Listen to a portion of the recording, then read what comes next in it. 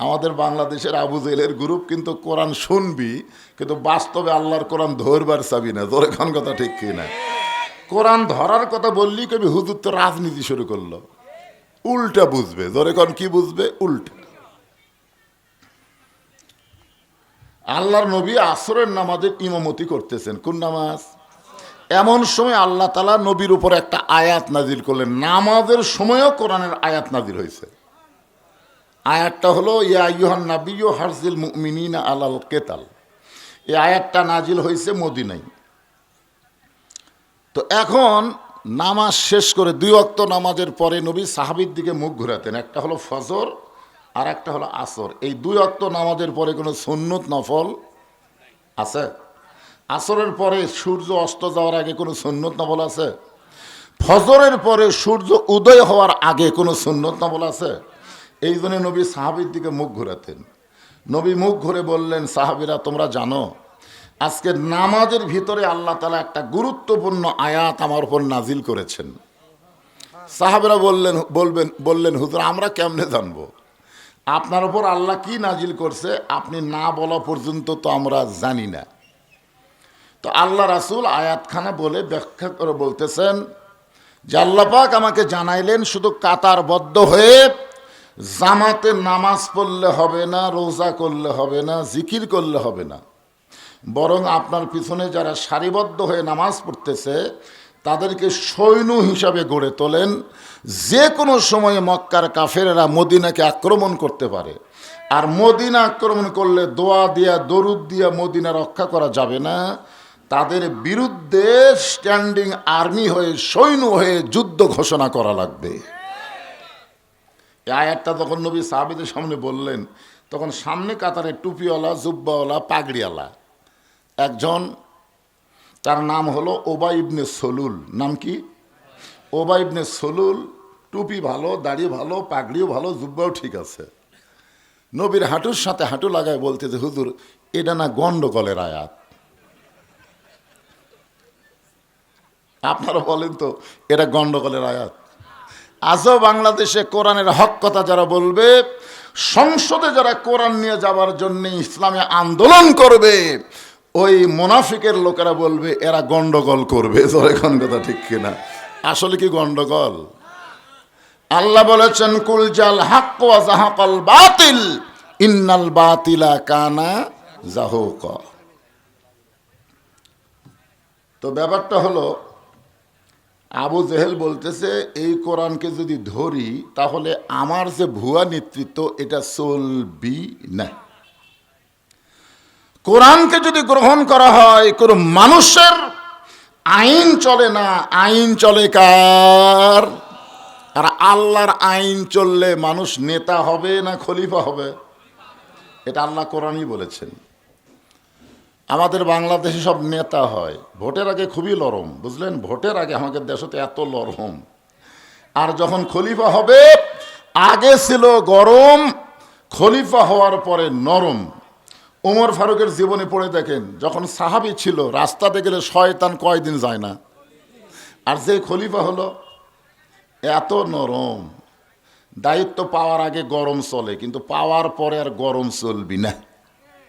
আর আমাদের বাংলাদেশে দায়িত্ব পাওয়ার আগে খুবই নরম, গরিবের বন্ধু, সমাজসেবক, জনদরদি। গাড়ি থেমে ফকিরক সালাম দেয়, ফকির চারিদিকে তাকায় দেখে কেউ নাই, কারে সালাম দিলে কয় আপনারই দিলাম, কয় ভিক্ষা করে, কয় ভোটের আগে আপনিও যা হামু তাই। হাই রে নেতার নরম ভাই। যেই ভোট হয়ে দায়িত্ব পাশে ও আর গরিবের কাছে আসেই না, মাঝে মধ্যে বগুড়া বেড়াবার আসবে। গরিব ভোটার যদি নেতার কাছে যাবার চাই, চামচার অত্যাচারে কাছে যাবার পারবে না। ধরে কোন কথা ঠিক কিনা? হ্যাঁ। তো সেই কোরআন থেকে ছোট্ট একটা সূরা, মাসটা হলো রজব মাস। আজকে হলো লাইলাতুল মেরাজ। আজকে রাত কি? লাইলাতুল মেরাজ। আজকের এই রাতে নবুয়তের 10ম বৎসরে আল্লাহ তাআলা নবীকে আসমানে নিয়ে গেছিলেন। আসমানে, ধরে কোন কোথায়? আসমানে বললে ভুল হবে, আরশে। 7 আসমান পাড়ি দিয়ে আল্লাহর আরশ পর্যন্ত নবীরে ভ্রমণ করেছেন এই আজকের এই রাতে। আমাদের নবীকে আল্লাহ তাআলা জান্নাত দেখারও তৌফিক দিয়েছেন, বলেন সুবহানাল্লাহ। জাহান্নাম দেখারও সুযোগ করে দিয়েছেন। জান্নাত এবং জাহান্নাম আমাদের নবী দেখে আবার দুনিয়াতে আইছেন, খালি খালি আসেন নাই। জাহান্নাম থেকে মুক্তি জান্নাত পাওয়ার জন্যে 5 ওয়াক্ত নামাজ। জোরে বলেন, কয় ওয়াক্ত নামাজ? হ্যাঁ,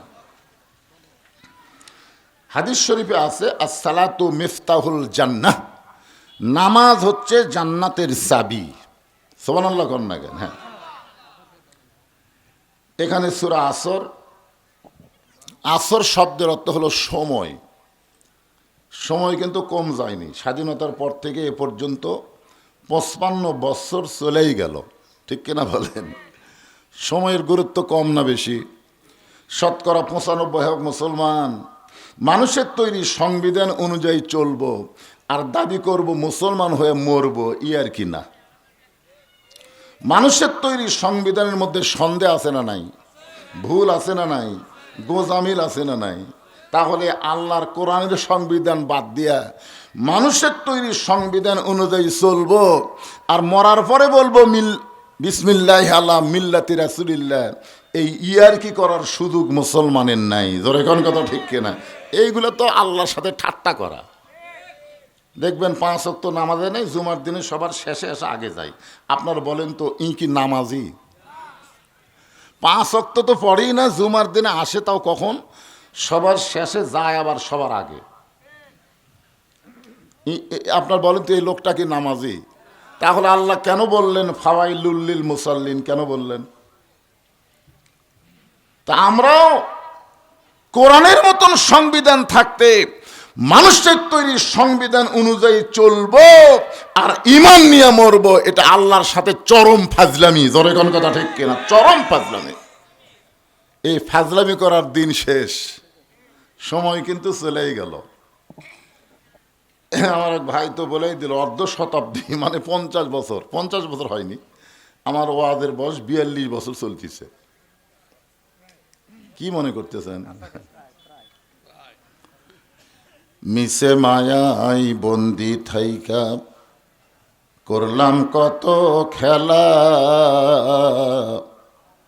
পশ্চিমে তাকায়া দেখো তোমার ডুইবা গেছে বেলা, এক পলকের নাই ভরসা, মিশে সকল আশা, কখন বুঝি দারুণ ঝড়ে ভাঙবে তোমার বাসা। হয়তো আপনারা বলতেছেন, হুজুর যদি আমাদের এখন কোরআনের আইন, আল্লাহর আইন, সৎলোকের শাসন যদি আমরা দেখতে না পারি, তাহলে আমাকে বাঁচার উপায় কি? আল্লাহ রাসূল বলেছেন, মান সাআলাল্লাহু তাআলা আশ-শাহাদাতা বিসিদিকিন বাল্লাগাহুল্লাহু মানাজিলা শুহাদা ওয়া ইম্মাতা আলা ফিরাশিহি, রাওয়াহুল বুখারী কিতাবুল মাগাজি।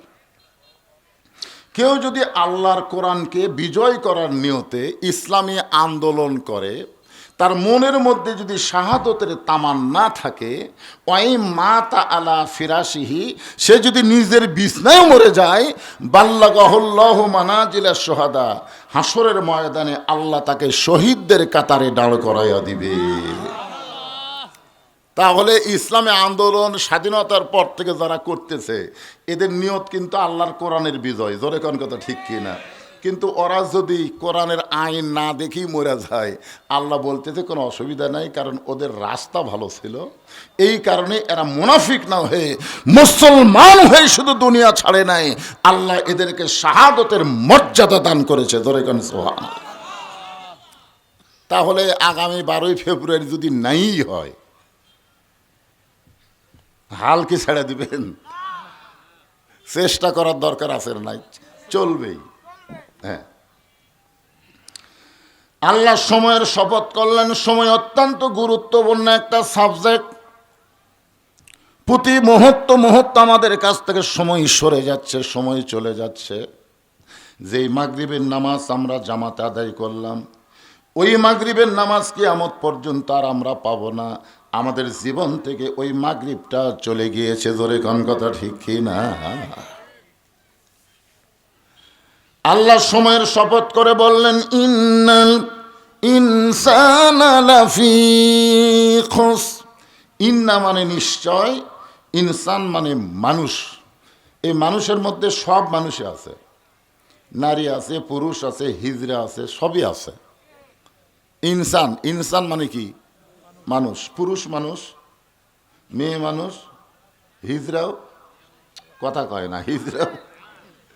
এক জায়গায় আমি শুধু বলছি যে ইনসান হলো উভয় লিঙ্গ, পুরুষ আর নারী। সাইড থেকে এক হিজড়া স্লিপ দিয়ে বাড়াতে, হুজুর তাহলে আমরা কি? তো সেই দিন থেকে আমি আর ওই লিঙ্গ কই না ভাই। হায় হায়, বাংলাদেশে হিজড়া আছে না নাই? দরকার আছে না নাই? এক কথা হলো সকল শ্রেণীর মানুষ। লাফি মানে ভিতরে, খুসরুন মানে ক্ষতি। নিশ্চয় মানুষগুলো ক্ষতির ভিতরে। এখন বলেন তো, মানুষকে তৈরি করছেন কে? আরো জোরে, আদর করে মানুষ আল্লাহ বানায়া কেমনি দিবেন ক্ষতির মধ্যে ফেলিয়া। সর্বপ্রথম আল্লাহ যাকে তৈরি করছেন তার নাম কি? সবাই বলেন, নাম কি? আদম কি পুরুষ না নারী? তাহলে সর্বপ্রথম আল্লাহ কি তৈরি করলেন? পুরুষ। মানুষের মধ্যে সর্বপ্রথম তৈরি করলেন কি? পুরুষ। এখন বলেন তো, মানুষের মধ্যে সবচাইতে দামি কে? আচ্ছা, আগে যেটা তৈরি করলো বুঝবেন না? তৈরি করার পরে আল্লাহ রাখছেন কোথায়? আল্লাহ জান্নাতের মধ্যে রাখলেন। আদম নবী যখন জান্নাতের মধ্যে ছিলেন, তখন আদম নবীর মধ্যে একটা ব্যারাম ঢুকলো। সে ব্যারামটা হলো, একা একা কেন ভালো লাগে না, কোনো কাজে মন যেন বসে না, আমার কি হতে কি হইয়া গেল, আমি নিজেও তো কিছু বুঝি না। আল্লাহু আলিমুম বিজাতিস সুদূর। আদমের অন্তর কি চায় আল্লাহ জানে কি জানে না? আদম নবীর ছটফটানি ব্যারাম বন্ধ করার জন্যে আল্লাহ জান্নাতের মধ্যে একটা ঘুম দিলেন। আদম নবী যখন ঘুমে অচেতন, ওই সময় আল্লাহ ডাক্তার হয়ে করলেন অপারেশন। আদম নবীর বাম পাজরের বাঁকা হাড় দিয়া আদমের ছটফটানি বন্ধ করার জন্য আল্লাহ একটা নারী হাওয়াকে সৃষ্টি করলেন। সৃষ্টি করার পরে আল্লাহ ঘোষণা করলেন, আল্লাহর জন্য আদম আর আদমের জন্য হাওয়া। আল্লাহর হাওয়ার কোনোই দরকার নাই। আল্লাহ যদি হাওয়ার দরকার পড়তো তাহলে আদম হাওয়াকে আল্লাহ একসাথেই তৈরি করতো। জোরে খান কথা, ঠিক কি না? কিন্তু আল্লাহর দরকার কি? মেয়ে না মরদ? কথা কন না কেরে ভাই। আল্লাহর প্রয়োজন হলো পুরুষ মানুষ, আর পুরুষের প্রয়োজন হলো নারী, আল্লাহর না। এই জন্য আল্লাহ বললেন, আর রিজালু কাওয়ামুনা আলান নিসা। পুরুষ থাকবে উপরে, নারী থাকবে নিচে। পুরুষ থাকবে, আমি কি আমার বাপের কথা করছি না আল্লাহর কথা? তো আল্লাহর সাথে কি আপনারা একমত না দ্বিমত? তাহলে পুরুষ থাকবে, নারী থাকবে। এতদিন আল্লাহ আমাকে বাঁচাছে বা একটা মরে গেছে আর একটা পলে গেছে। ধরে কোন কথা, ঠিক কিনা? আয় আয়।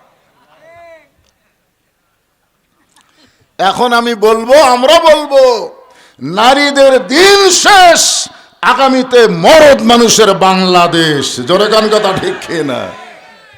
কেরে নারী, তোরকে খবর কি? এই নারী সম্পর্কে আল্লাহ বলেছেন, অকরনা ফি বুয়ুতিকুন্না ওয়ালা তাবাররাজনা তাবাররুজাল জাহিলিয়াতিল উলা।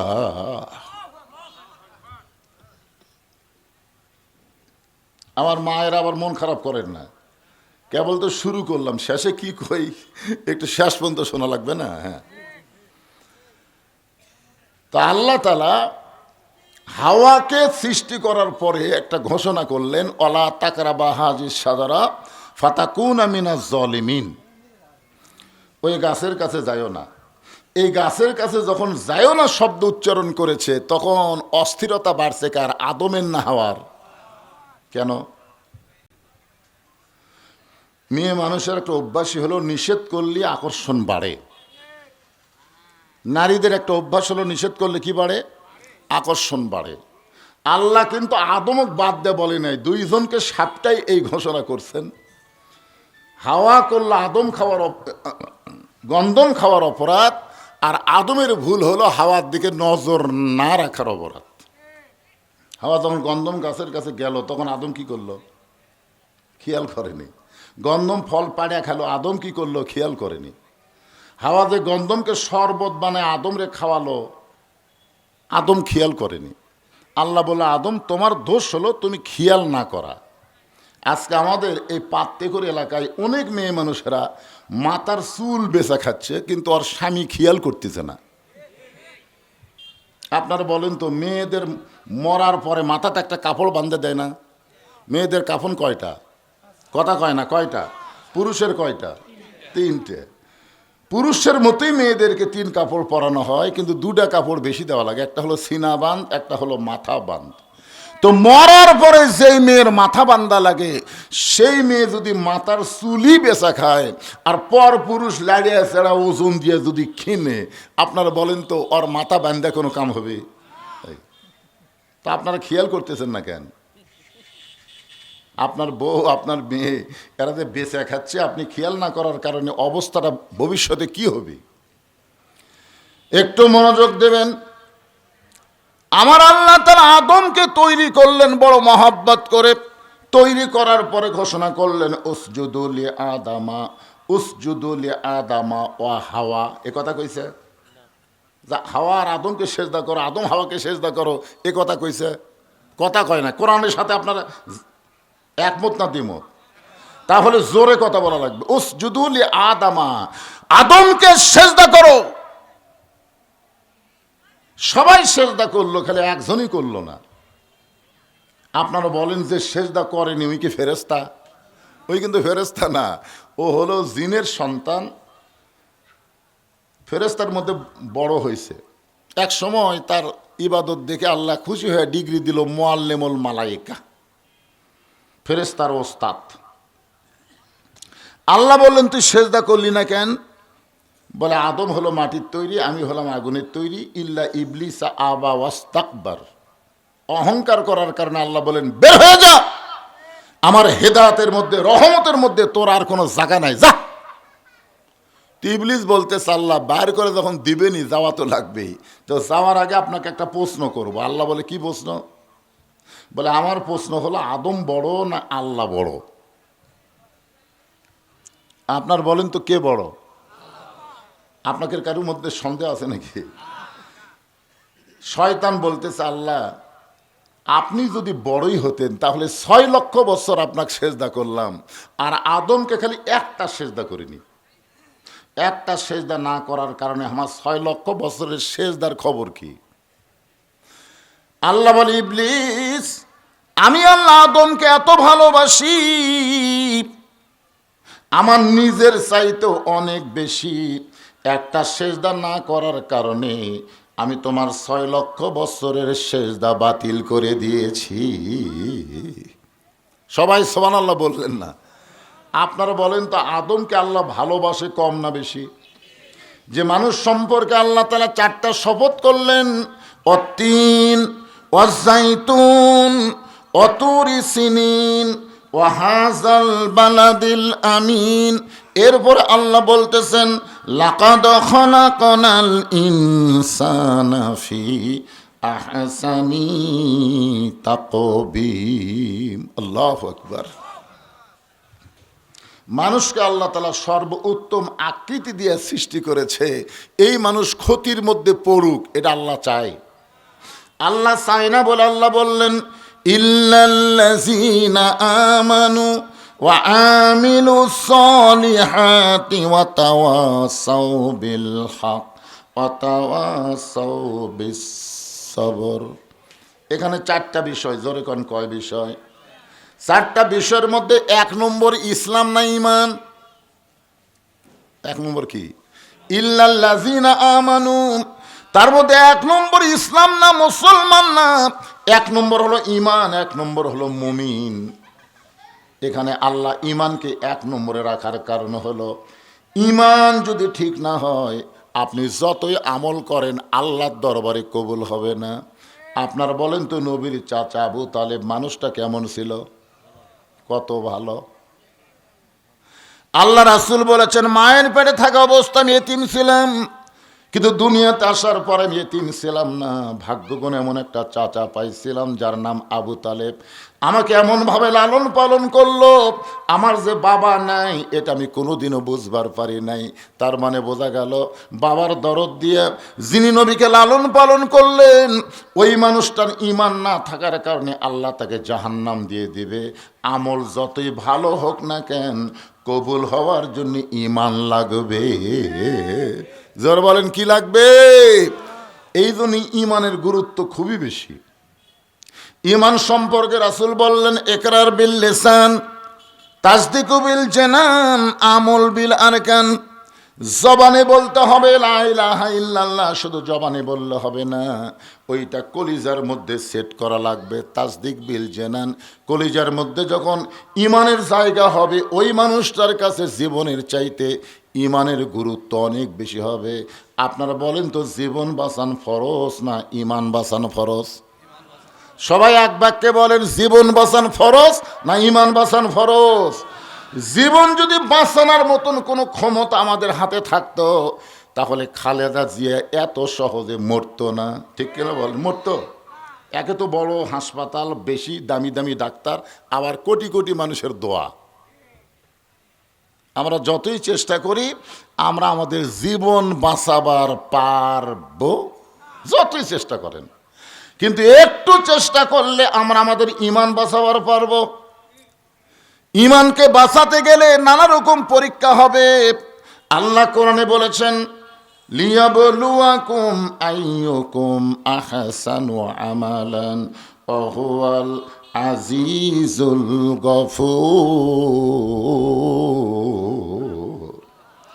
সবচাইতে বড় আমল, বড় কাজ হলো ঈমানকে রক্ষা করা। ঈমানকে হরণ করার জন্য নানা রকম চেষ্টা আমাদের বাংলাদেশে আছে না নাই? যখন আছে নাই, ঈমানকে নষ্ট করার জন্য বহু চেষ্টা চলতেছে। তো ঈমানের হরণের সব কথা আমি বলতে পারবো না, একটু মনোযোগ দিয়ে শুনবেন। কলিজার মধ্যে যখন ঈমানের জায়গা হবে ওই মানুষটা মৃত্যুকে পরোয়া করবে না, বরং তার ঈমানটা রক্ষা করার চেষ্টা করবে। উকিল বলতেছে, স্যার আপনি একটা দলের আমির, আপনি যদি রাষ্ট্রপতির কাছে বাঁচার দরখাস্ত লেখেন আর রাষ্ট্রপতি দয়া করে যদি আপনাকে মাফ করে তাহলে আপনার ফাঁসি কার্যকর হবে না। আসামি মুচকি মুচকি হাসতেছে। উকিল বলে, স্যার হাসেন কেন? বলে, হাসার কারণ হলো তোমার কথা শুনে। তুমি বলতেছো রাষ্ট্রপতির কাছে দরখাস্ত লেখেন, রাষ্ট্রপতি যদি মাফ করে দেয় আমার ফাঁসি কার্যকর হবে না। আরে পাগলা, আমার ঈমান বলতেছে বাংলাদেশ হওয়ার পরে 3 জন রাষ্ট্রপতি ক্ষমতার থাকা অবস্থায় নিজেরাই মরেই গেছে। তো যারা ক্ষমতার থাকা অবস্থায় মারা যায়, একজন ঈমানদার আল্লাহ ছাড়া তাদের কাছে বাঁচার দরখাস্ত লেখে না। উকিল বলতেছে, এই গোয়ারকির কারণেই তো আপনার ফাঁসি হবে, এই গোয়ার তুমির কারণে আপনার ফাঁসি হবে। আসামি মুচকি মুচকি হাসতেছে। উকিল বলে, হাসার কারণ কি? বলে, তুমি বলো আমার ফাঁসি হবে, কিন্তু আমার ঈমান বলতেছে আমার মৃত্যুই হবে না। উকিল কয়, আপনার ঈমান বলতেছে আপনার মৃত্যু হবে না, কেন? ফাঁসি হতে পারে কিন্তু মৃত্যু হবে না। উকিল বলে, স্যার আমি বুঝতে পারলাম না আপনার ওইটা আবার কি ঈমান, যে ঈমান বলতেছে ফাঁসি হবে কিন্তু মৃত্যু হবে না। এমন সময় আসামি তেলাওয়াত করতেছেন, ওয়ালা তাকুলু লিমান ইউকতালু ফি সাবিলিল্লাহি আমওয়াতুন বাল আহইয়াউ ওয়ালাকিন লা তাশউরুন। আল্লাহ রাস্তায় অন্যায়ভাবে যাদের ফাঁসি দেওয়া হয়, আল্লাহ রাস্তায় অন্যায়ভাবে যাদের হত্যা করা হয়, তোমরা তাদেরকে মৃত বলো না, আমি আল্লাহ বলতেছি তারা জীবিত। কিন্তু তোমাদের সাধারণ মাথা এটা বুঝবার পারে না। তাসদিক বিল জেনান, কলিজার মধ্যে যাদের ঈমান থাকবে তারা কোনোদিন জীবনকে পরোয়া করবে না, বরং ঈমানের গুরুত্ব সবচাইতে বেশি দিবে। জোরে কোন কথা ঠিক কি না? এরপর আল্লাহ নবী বললেন আমল বিল আরকান, ঈমান অনুযায়ী আমল করা লাগবে। আপনারা বলেন তো, আমাদের ঈমানটা যদি আমরা রক্ষা করতে চাই, ঈমানটা যদি বাঁচাবার চাই, যে আমল না করলে ঈমানই থাকবে না, সেই আমলের নাম কি? দুই একজন বলতেছেন, বাদ বাকি কর না কেন? আপনারা কি জানেন না নামাজ না পড়লে ঈমান থাকে না? এ কথা আপনারা জানেন না? আল্লাহ রাসূল বলেছেন লা সলাতা লা ঈমানা, যার নামাজ নাই তার ঈমান নাই। তো মাগরিবের নামাজ না পড়ে যারা ওয়াজ শুনতেছেন, হয়তো আপনি মনে করতেছেন যে এক ওয়াক্ত বাদ দিলে কি হবে? এক ওয়াক্ত বাদ দিলে আপনি যে ওয়াক্ত বাদ দিলেন পরের ওয়াক্ত পাওয়ার গ্যারান্টি আপনার আছে? এখানে যত মানুষ বসে আছে, একজন লোক দাঁড়া বলেন তো, হুজুর আমার বাড়ি সবচাইতে নিকটে, আমি আমার বাড়িতে যাবার পারবই। একজন লোক দাঁড়া বলেন তো, একটু সাহসকর খন্দ দেখি। তাহলে এত নিকটে বাড়ি, সেই বাড়ি যাওয়ার গ্যারান্টি যদি আপনি দিবার না পারেন, তাহলে মাগরিব বাদ দিলেন কেন? আর কথা নাই। আল্লাহ রাসূল বলেছেন মান তারাকা সালাত মুতাম্মিদান ফাকাত কাফারা, 5 ওয়াক্ত না, কেউ যদি ইচ্ছা করে এক ওয়াক্ত নামাজ বাদ দিল, সে আল্লাহর সঙ্গে কুফরি করলো। বাইনাল আবদি ওয়াল কুফরি তরকুস সালাত, বান্দা আর কাফেরের মধ্যে পৃথক করার জিনিসটার নামই হলো নামাজ। এই রজব মাস হলো মুসলমানের জন্য ঈমান রক্ষা করার, নামাজ পাওয়ার মাস। জোরে কোন কথা ঠিক কি না? এই রজব মাসে মেরাজে আল্লাহ রাসূলকে কি দিছে? তো এই নামাজ ছাড়া ঈমান থাকবি? আরে আমাদের বাংলাদেশে আমরা সবাই নামাজ পড়বার চাই হুজুর, কিন্তু পরিবেশ নাই। আমাদের বাংলাদেশের অবস্থা এখন কেমন জানেন? নামাজ পড়তেছে কিন্তু নামাজ কায়েমের কোনো পরিবেশ হচ্ছে না। এখন বলেন তো, নামাজ পড়ার কথা কোরআনে কয় জায়গাত আছে? নাই? কি কয়? এক বক্তা ওয়াজ করতেছে 82 জায়গায় আল্লাহ নামাজ পড়ার কথা বলছে। আসলে 82 জায়গায় আল্লাহ নামাজ পড়ার কথা বলেনি, নামাজ কায়েমের কথা বলেছে। জোরে কোন কথা ঠিক কি না? একটা জায়গা তো নামাজ পড়ার কথা নাই, অথচ আমরা নামাজ পড়তেছি।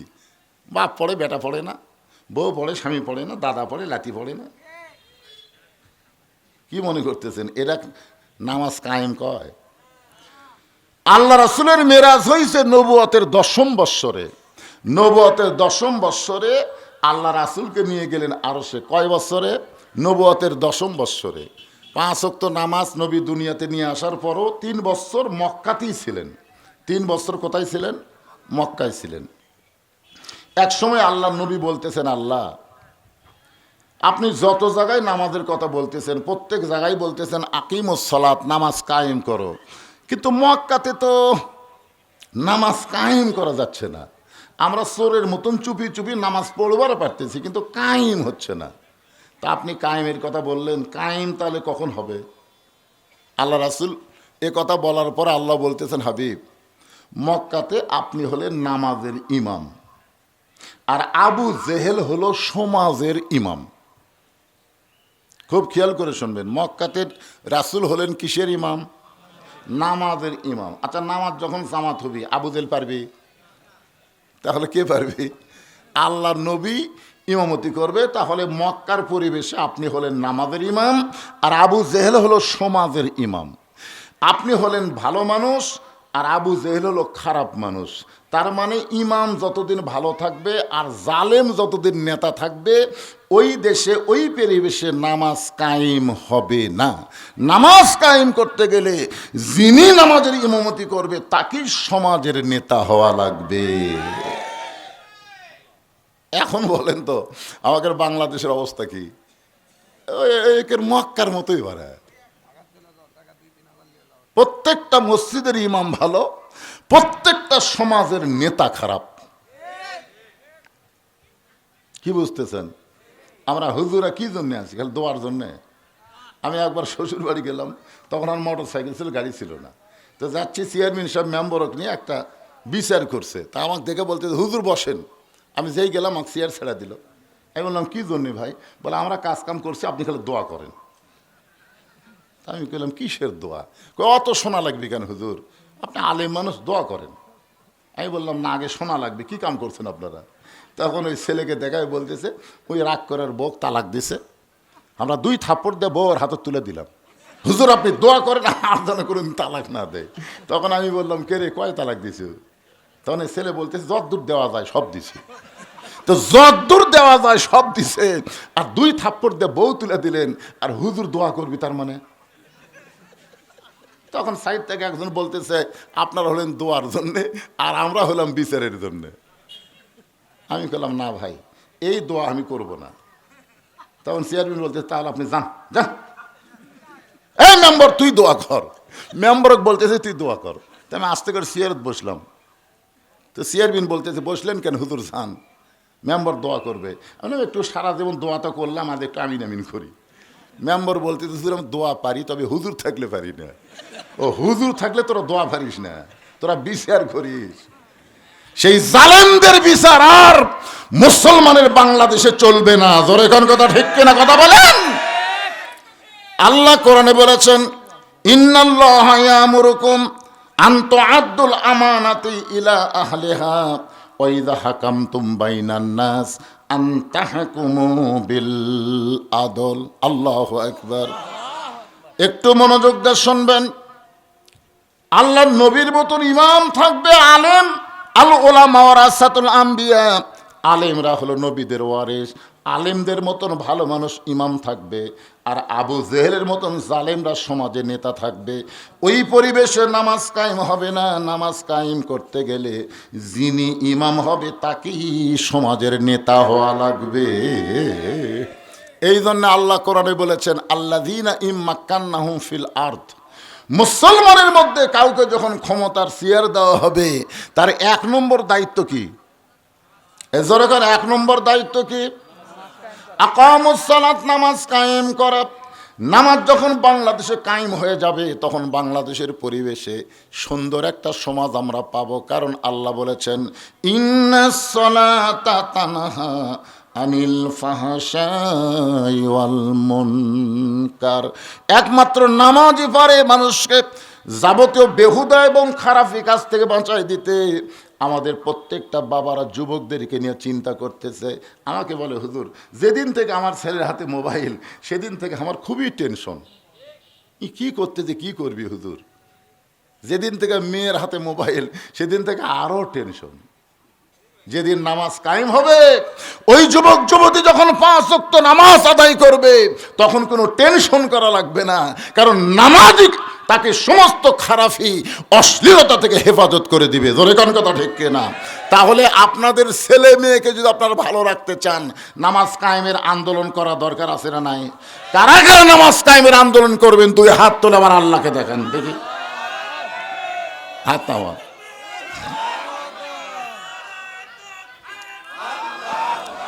লিল্লাহে তাকবীর। হাত নামান। আল কোরআনের আলো সংসদে জালো। আলহামদুলিল্লাহ। আপনি চান না আপনার ছেলেটা ভালো থাক, আপনার মেয়েটা ভালো থাক? চান না আপনি? যদি চান, তাহলে এই মুহূর্ত থেকে বাংলাদেশের নামাজ কায়েমের আন্দোলন করা লাগবে। নামাজ কায়েমের আন্দোলন মানে আল্লাহর কোরআনের বিজয় চাইতে হবে। জোরে কোন কথা কন না কেন? সবাই কয়, হুজুর আমার ছেলেটা যদি ভালো হতো। ভালো কিতে হবে রে? ওয়াজ দেয়া ভালো হবে, দোয়া দেয়া ভালো হবে। আল্লাহ কোরআনের অন্য জায়গায় বললেন, ফালিয়াবুদু রব্বা হাযাল বাইত আল্লাযী আত'আমাহুম মিন জু'ইন ওয়া আমানাহুম মিন খাউফ। ওই ঘরের মালিকের যদি তোমরা গোলামি করো, নামাজ পড়ো, তাহলে সঙ্গে সঙ্গে তোমাদেরকে আরও 2টা পুরস্কার দেওয়া হবে। 1 নম্বর পুরস্কার হলো, তোমাদের রেজেকের কোনো পেরেশানি থাকবে না। তোমাদের বিশ্বাসী হবে রেজেক দেওয়ার মালিককে। আরো জোরে বলেন। আজকে আমাদের পেরেশানি। আমেরিকা যদি রাগ করে, ভারত যদি দরজা বন্ধ করে দেয়, আমরা কি খামরে? আপনারা বলেন, যেদিন বাংলাদেশে নামাজ কায়েম হবে সেদিন ভারতের দিকে তাকা থাকা লাগবে? আমরা বলবো ইয়া কানা বুধু ইয়া কানাস্তাইন, আমরা গোলামি করি কার? সাহায্য চাই কার কাছে? আপনারা কি মনে করেন বাংলাদেশের মাটির তলে খুনি নাই? এত খুনি, বুঝলেন? কিন্তু ওরা যন্ত্র দিয়ে দেখছে খুনি এত নিচে, মানে খুনিগুলো এত নিচে আছে, এগুলা তুলবার গেলে এই খুনির যা সম্পদ আছে তুলতেই টাকা খরচ হবে। সোনার খনি, তেলের খনি, পেট্রোলের খনি, সব খনি খালি বাংলার মাটির তলে পড়ে আছে ভাই, কিন্তু তোলা যাচ্ছে না। যেদিন নামাজ কায়েম হবে সেদিন খুনিগুলো আল্লাহ উপর দিকে পাঠা দিবি, তলে থাকিস না, উপরে যা। সৌদি আরবে নামাজ কায়েম হয়েছে, সমস্ত নিচের খুনি আল্লাহ উপরে তুলে দিছে। কথা কন না কেন, কথা কন না কেন? আল্লাহ পারে না? অনেকে চিন্তা করে হুজুর কি করবি, এই সামান্য একটা এরিয়ার মধ্যে এত মানুষের বসবাস, মানুষ যতই হোক রেজেক দেওয়ার মালিককে। অমামিন দাব্বাতিন ফিল আরদি ইল্লা আলাল্লাহি রিজকুহা। আল্লাহ বলেছেন এমন কোনো বিচরণশীল প্রাণী নাই যার রেজেকের ব্যবস্থা আমি আল্লাহ করি নাই। ওরা পেঁয়াজ বন্ধ করে দেবে, ওরা চিনি বন্ধ করে দেবে, ওরা লবণ বন্ধ করে দিবে, কিন্তু আল্লাহর রহমতের দরজা দিয়ে অবারিত রেজেক চলে আসবে। জোরে কোন কথা ঠিক কিনা? আল্লাহ দিবার পারে কি পারে না?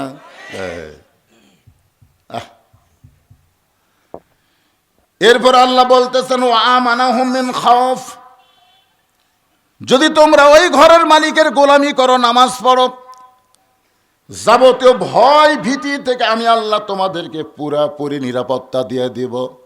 ভারতের একজন উগ্রপন্থী মন্ত্রী আজ প্রায় 8 দিন আগে ফেসবুকে একটা স্ট্যাটাস দিচ্ছে, ভারতের উগ্রপন্থী এক মন্ত্রী, ও বলতেছে বাংলাদেশের মৌলবাদীরা সক্রিয় হচ্ছে, ওরা সংসদে আল্লাহর কোরআন নিয়ে যাওয়ার চায়। প্রত্যেকটা বক্তারা ওয়াজের ময়দানে বলতেছে সব দেখা হলো শেষ, আগামীতে দেখব কোরআনের বাংলাদেশ। জোরে কথা কন না কেন? এটা কিন্তু খালি এটি থাকতেছে না, এই মিডিয়ার মাধ্যমে কিন্তু ভারতও তো চলে যাচ্ছে, বুঝলেন? তো আরে শোনেন কথাটা, ওই মন্ত্রী খেপে গেছে যে আমরা 3 দিকে ভারত, একদিকে সাগর, একবার যদি বাংলাদেশের মৌলবাদী ধরি ওরা পলাবার রাস্তা খুঁজে পাবি না। দেখছেন কি গরম? আমরা হলাম পারমাণবিক শক্তিধর দেশ, আমরা 3 দিকে ভারত, একদিকে সাগর। ও মৌলবাদী টুপিওয়ালারা, কোরআন নিয়ে সংসদে যাব, একটা ধাবার মারলে সাগরের মধ্যে চুবড়া মারব রে। এই কথা ফেসবুকে স্ট্যাটাস দিছে, আমি তলে স্ট্যাটাস দিছি আমরা হলাম মুসার দল করা মুসলমান। জোরে কোন কথা ঠিক কিনা? এই মালওয়ানের ন্যাংটি জাত, ফেরাউনের জাত, তোরা জানিস 3 দিকে ফেরাউন সৈন্য নিয়ে দাঁড়ায় আছে, লাঠি সবার হাতে। ফেরাউন কয় কেরে মুসা, আর দৌড়াবো না? তোর সামনে সাগর, এখন পলাবি কোন দিক দিয়ে? 3 দিকে তাকায় দেখ আমরা লাঠি নিয়ে দাঁড়ায় আছি। মুসা বলে আল্লাহ এতক্ষণ তো ওদের দিকে তাকাইনি, ওরা খালি বারবার তাকাবার বলতেছে, কি করব? আল্লাহ বলে খামা খাও দিকে না তাকায় সামনের দিকে তাকা। কয় সাগর দেখা যায়, তোর হাতে লাঠি নাই। মুসা কয় এক লাঠি দিয়ে অত লাঠির সাথে, আরে পাগলা ওই লাঠি লাগবে না তো, মার বাড়ি।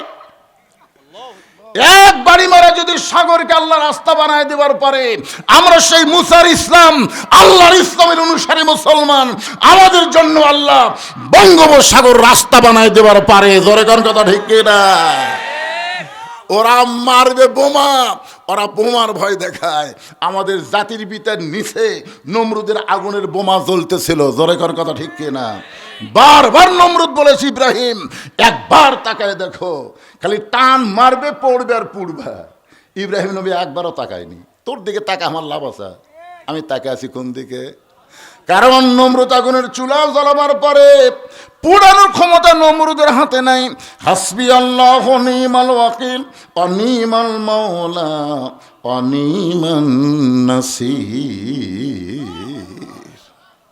তো আগুনের চুলা কি করলো? কুলনায়ান আরো কুনিবার দেওয়া সালামান আলা ইব্রাহিম। আপনার বলেন তো সে আল্লাহ আছে না নাই? ওরা বোমা মারবে, বোমা মারবে, পাট্টে করে এসে পড়বি, পড়ে বোমা করবে আল্লাহ ফোটমো।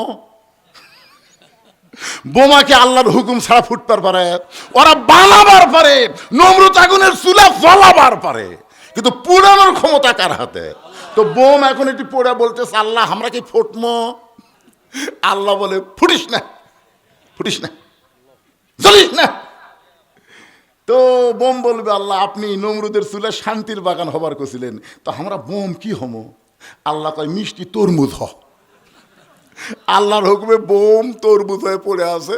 পাট্টকের বাচ্চার বাড়ি কে রে, ফিল্ডের মধ্যে কি রে, কাছে এসে দেখে রে তরমুজ রে। বাড়ির থেকে ছুরি মুড়ি যার যা আছে বটি বটি নিয়ে এসে কাটিয়ে খাচ্ছে।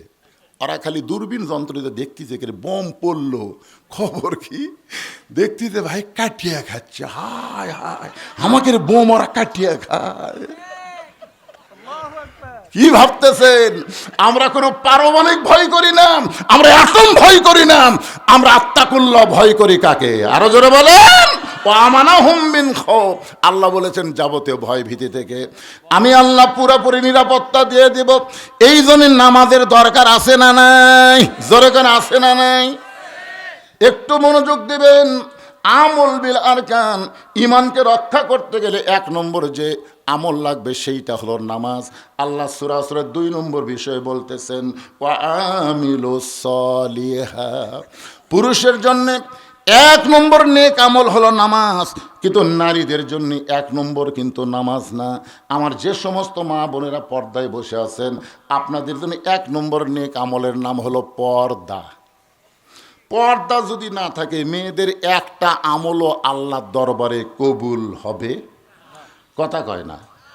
আপনারা বলেন তো, এই পর্দা মেয়েরা করবে, পর্দা মেয়েরা করবে, কিন্তু পর্দার ব্যবস্থা করতে হবে কাকে?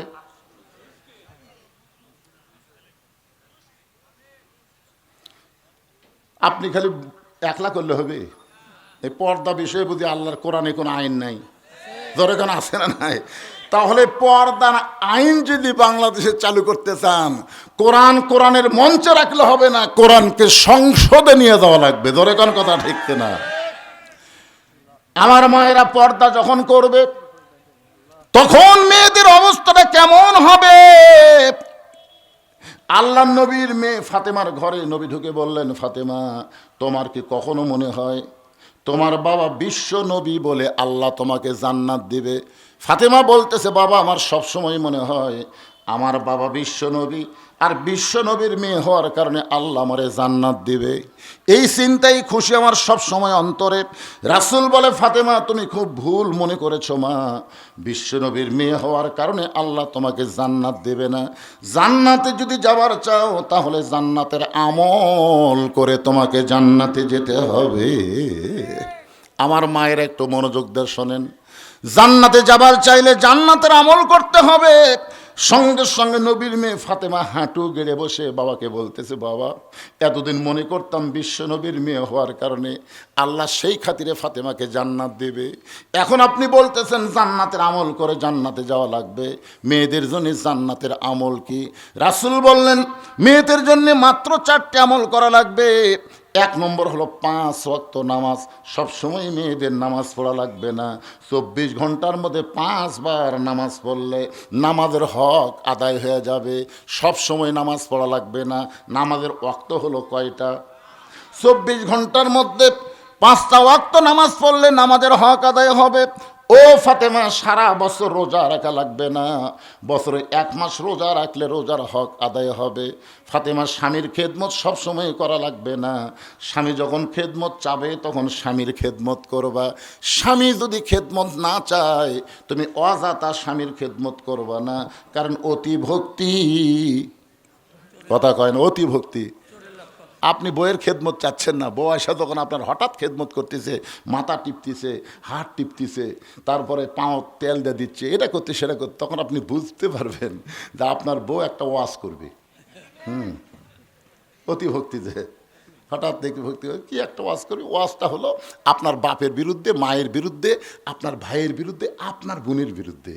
ওর বাপ মা ওর ভাই বোনের বিরুদ্ধে জীবনে ওয়াজ করবি না, ওয়াজ খালি করবি আপনার বাপের বিরুদ্ধে, মায়ের বিরুদ্ধে, আপনার ভাইয়ের বিরুদ্ধে। আজকে পাট্টিকুর কোরআনের মাহফিল হচ্ছে, বলতেছে আমার বোনক দাওয়াত দিবা না, আমার বোনক, আমার ভাইক দিবা না। যদি বলে তোর ভাই বোনক দিব, আমার না না দরকার নাই, তোর ভাই বোনক দিব, আমার ভাই বোন দরকার নাই, খালি চাপাত কষা বাড়ি মারা দরকার, কথা কন না গান। এই জন্য আল্লাহ রাসূল বলেছেন, ফাতেমা স্বামী যখন খেদমত চাবে তখন স্বামীর খেদমত করবা। স্বামী খেদমত না চাইলে অতিরিক্ত খেদমত করার কোনো দরকার নাই। রাসূল কিছুক্ষণ একটু ব্রেক দেওয়ার পরে বললেন, ফাতেমা, মেয়েদের জন্য সতীত্বের হেফাজত পর্দাকে এমনভাবে ওয়াদা করলাম, এই মুহূর্ত থেকে আমি ফাতেমা পর্দার ভিতরে ঢুকে গেলাম। সঙ্গে সঙ্গে নবী বললেন আমিন। ফাতেমা কি বললেন? আপনাকে সাক্ষী রেখে আল্লাহর কাছে ওয়াদা করলাম, এই মুহূর্তে আমি পর্দার মধ্যে ঢুকে গেলাম। সঙ্গে সঙ্গে নবী বললেন আমিন। কয়েকদিন পর আল্লাহ বলেন, হাবিব, আপনার মেয়ে ফাতেমার কাছে যে পর্দা ওয়াজ করলেন, তখন থেকে ফাতেমা পর্দা গ্রহণ করলো। আর পর্দা গ্রহণ করার কারণে আমি আল্লাহ ফাতেমার জন্য একটা পুরস্কার ঘোষণা করব। আমি আল্লাহ ফাতেমার পর্দাকে এতই ভালোবাসি, আপনার মেয়ে বলে কথা না, আপনার ফাতেমার পর্দা দেখে আমি বললাম, সাইদাতুন নিসায়ে আহলেল জান্নাহ ফাতেমা তো জোহরা, ফাতেমা হলেন জান্নাতি নারীদের নেত্রী। আল্লাহ রাসূল খুশি হয়ে ফাতেমার কাছে বললেন, ফাতেমা, তুমি যে পর্দা গ্রহণ করেছো, এই পর্দা গ্রহণ করার কারণে আল্লাহ তোমাকে বিশাল একটা ডিগ্রি দান করেছে। মা, আল্লাহকে তোমাকে শুধু জান্নাত দেবে না, আল্লাহ শুধু তোমাকে জান্নাত দেবে না, জান্নাতি নারীদের নেত্রী বানায় দিবে। সঙ্গে সঙ্গে ফাতেমা বললেন, বাবা, জীবনে যত কষ্ট হোক, জীবনে যত বিপদ হোক, এই পর্দাকে আমি এমনভাবে গ্রহণ করব, শত কষ্টর ভিতরে আমি পর্দা হারা হব না। বাবা, ওয়াদা করার পরে ফাতেমা সারা জীবন পর্দার মধ্যে থাকলেন। যেদিন ফাতেমা দুনিয়া থেকে বিদায় নেবেন, এশার নামাজ পড়ে হযরত আলী ঘরের মধ্যে ঢুইকা দেখে ফাতেমার গাল বয়ে বয়ে পানি পড়তেছে। ফাতেমার দুই গাল বয়ে বয়ে পানি পড়তেছে। হযরত আলী ফাতেমার পানিটুকু হাতের মধ্যে নিয়ে বললেন, ফাতেমা, আজকে তোমার জীবনে এমন কি দুঃখ বলো? তুমি তো বহু দুঃখ আমার কাছে গোপন করেছো। তুমি কতদিন না খেয়েছিলে, না খেয়ে থাকার কারণে তোমার চোখের তলে কালিমা পড়ে গিয়েছিল, এরপরে তুমি মুচকি হাসি দিয়ে আমার সামনে দাঁড়াইছো। আমি বলে, ফাতেমা, তোমার চোখের নিচে কালিমা পড়ে গিয়েছে, তুমি বলো আমি সুরমা দিয়েছি গো একটু সুন্দর হয়ে আপনার সামনে দাঁড়ানোর জন্যে। আলী বলেন, ফাতেমা, কত কষ্টের মধ্যেও তুমি হাসি মুখে আমার সামনে দাঁড়াইছো, আজকে তোমার গাল বয়ে বয়ে পানি পড়তেছে। ফাতেমা, তোমার এমন কি দুঃখ আমাকে কি বলা যায় না। ফাতেমা বললেন, স্বামী গো, আজকে আমার কান্দার কারণ হলো আল্লাহ তাআলা আমার দোয়া কবুল করেছে। আলী বলতেছেন, ফাতেমা, দোয়া কবুল করা হলো আনন্দের বিষয়, তাহলে কেন কাঁদতেছো? ফাতেমা বলে, স্বামী গো, কি দোয়া আল্লাহ কবুল করেছে আপনি কি শুনবেন না? আলী বলে, ফাতেমা, কি দোয়া তোমার কবুল করেছে আল্লাহ? ফাতেমা বলতেছেন, সবসময় বলতাম, আল্লাহ আমার মৃত্যুটা পর্দার মধ্যে দিও। আল্লাহ তাআলা আমার মৃত্যুটা পর্দার মধ্যে কবুল করেছে। আলী বলতেছেন, ফাতেমা, যে সারা জীবন পর্দার মধ্যে থাকলো, তার মৃত্যু তো পর্দার মধ্যেই হবে, এই দোয়া কবুল করাতে তুমি কেন কান্দো? ফাতেমা বলে, স্বামী গো, এই মৃত্যুটা কবে হবে এইটা কি আপনি শুনবেন না? আলী বলেন, পাগলি রে, মৃত্যুর কথা দুনিয়ার কেউ বলবার পারে না, কে কখন মরবে এটা দুনিয়ার কেউ বলতে পারে না। ফাতেমা বলতেছে, আল্লাহ পাক আমারে জানাইলো আজকে গভীর রাত্রে ফাতেমার মৃত্যু হবে। যেই মাত্র কইছে গভীর রাত্রে ফাতেমার মৃত্যু হবে, গাছের গোড়া কাটলে গাছটা যেমন পড়ে যায়, হযরত আলী তেমনি পড়ে গেলেন ঘরের মাজায়। সঙ্গে সঙ্গে ফাতেমা দুই হাত দিয়া তার চোখের পানি মুসকে হাসি দিয়া স্বামীর মাথা কানা উরাতের উপরে নিয়ে কপালে একটা চুম্বন দিয়া বলে, স্বামী গো, এমন করে আপনি কাঁদবেন না, কারণ দুনিয়া থাকার জায়গা না, এখানে আসলে যাইতে হবে। যত তালায় বাড়ি করেন, 6 তালা 7 তালা যতই বাড়ি করেন, এই দুনিয়া থাকার জায়গা না। আমরা বারবার খালি উপর দিকে তাকাই, এটা কার বাড়ি, এত সুন্দর, এটা কার বাড়ি, এটা কয়তলা বাড়ি। ঢাকার জায়গা খালি গুনতেছে, ভাই ঢাকার সবচেয়ে বেশি তলার বিল্ডিং কোন জায়গায়, বলে মতিঝিলে গেলে দেখা যাবে। ও অটো ভাড়া করে মতিঝিলে গিয়ে গুনতেছে খালি উপর দিকে। দুই ঘরের ফেরেশতাগায়, পাগল রে, উপর দিকে তাকাস না, তোর তো ওই উপর তালা না, তোর জায়গা হলো নিচতলা। ধরে কোন কথা ঠিক না? চিন্তা করে দেখেন মানুষ, এই দুনিয়া থাকার জায়গা না, এখানে আসলে যাইতে হবে। আমি যেই বলবো এখানে আসলে, আপনার সকলেই জবান খুলে বলেন যাইতে হবে। এখানে আসলে কি লিয়ে যাবেন? কিন্তু যেদিন ডাক পড়িবে কবর মাঝে যাইতে, জোগাড় কিছু করছো বন্ধু তার মাঝে বিছাইতে। কিন্তু যেদিন মানে কোন দিন? এ ভাই হক কথাটা বলেন না কেন? জাআত সাকারাতুল মাউত হক্কুন, মৃত্যু যে সত্য এ ব্যাপারে কারো সন্দেহ আছে? তাহলে কিন্তু যেদিন মানে কোন দিন? একেবারে ওটা বসা করেন কেন? আমার কথা কি আপনার বুঝতে পারতেছেন না? যাওয়া লাগবে না? কুড়ি যাবেন? বাড়ির যাওয়ার তো হিম্মত নাই, কেউ দাঁড়াবার পারলেন না। ফাতেমা বলে, স্বামী গো, এই দুনিয়া থাকার জায়গা না, এখানে আসলে যাইতে হবে। এমন করে আপনি কেন কাঁদতেছেন? আমি আমার বাবার মুখে শুনেছি, আমার বাবা বলেছে আলীকে আল্লাহ তাআলা দুইটা বিশাল গুণ। এক নম্বর হলো আলী হলেন আসাদুল্লাহিল গালিব। দুই নম্বর গুণ হচ্ছে আলী হচ্ছেন আনা মাদিনাতুল ইলমি ওয়া আলী ও বাবুহা। আল্লাহ রাসূল বলেছেন পৃথিবীর সবচাইতে বড় বীরের নাম হলো আলী। পৃথিবীর সবচাইতে বড় বীরের নাম কি? পৃথিবীর সবচাইতে জ্ঞানী মানুষ হলো আলী। তাহলে আপনি বীর হয়ে জ্ঞানী হয়ে বইয়ের মরার খবর শুনে এমন করে আপনি পড়লেন কেন? আপনি যদি দুর্বল হয়ে যান, তাহলে আমি মরে যাওয়ার পর আমার তিনটা চাওয়া কে পুরা করবে? আলী ছোট বাচ্চার মতন কান্দারে বলে, ফাতেমা, দুনিয়ার জীবনে গরিব ছিলাম বলে কিছুই চাইলা না, মরার পরে তুমি কি চাইবা ফাতেমা? ফাতেমা বলে, আমার এক নম্বর চাওয়া হলো রাতের অন্ধকারেই আমাকে দাফন করা লাগবে। রাতের অন্ধকারে মৃত্যু হবে, আর দিনের বেলা কবর দিলে আমার পর্দার খেলাফ হয়ে যাবে।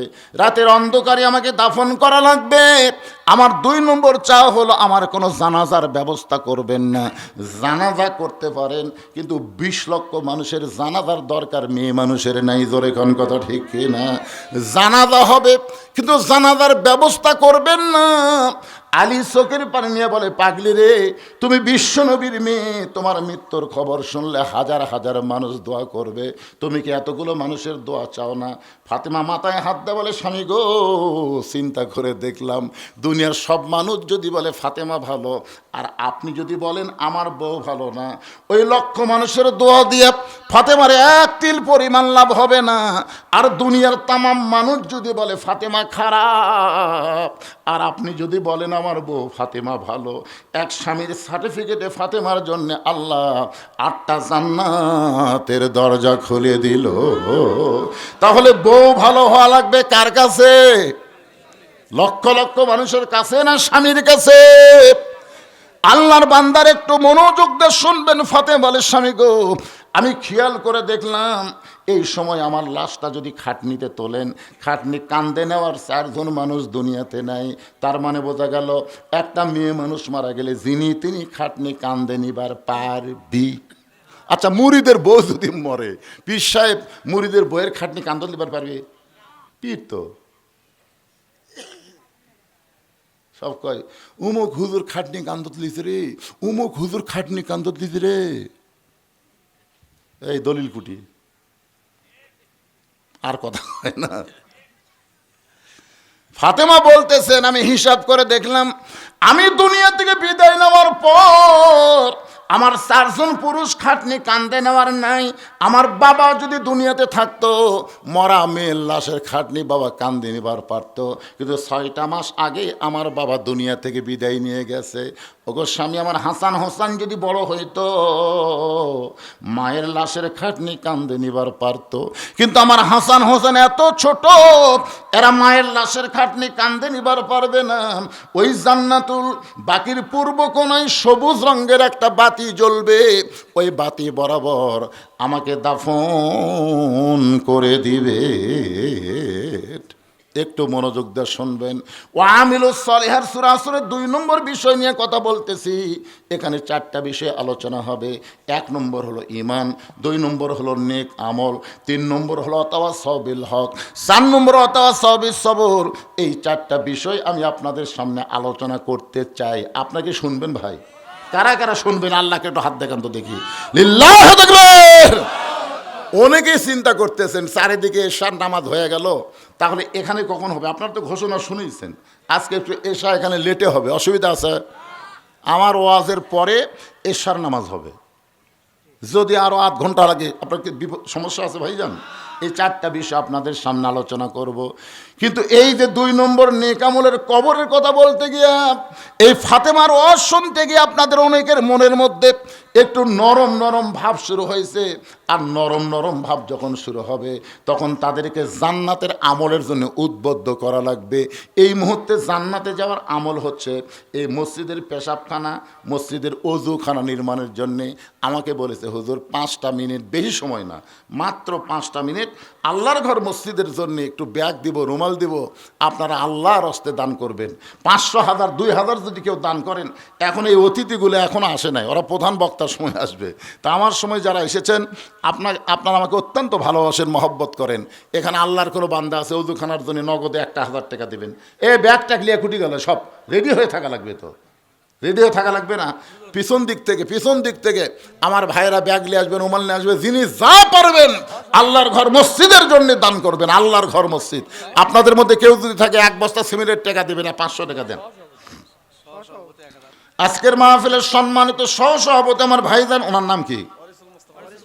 ওয়ারিসুল মোস্তফা ভাইজান আমার 1000 টাকা দান করে, আল্লাহ তার দান কবুল করেন। আল্লাহ নেক নিয়ত নেক, একজনে উঠবেন না, এখনো শুনবার চাচ্ছেন। অতাও সবিল হক, হকের ওয়াজ শুনবেন না? হক বোঝেন? হক বোঝেন না তো? হকের ওপর ওয়াজ হবে, গরম 2-4 মিনিট গরম ওয়াজ হবে, অসুবিধা আছে? তারপরে অতাও সবিল সবর, ধৈর্যের উপর ওয়াজ করা লাগবে, খালি গরম হলে হবে না, মাঝে মধ্যে ধৈর্য ধারণও করা লাগবে, ঠিক কিনা বলেন? এতদিন আমরা শুনতাম 12 দলীয় জোট, কেউ যদি একটা চলে যায় যাক, তারপরেও কি ধৈর্য ধরে থাকার দরকার আছে না? কথা কয় না রে ভাইরা।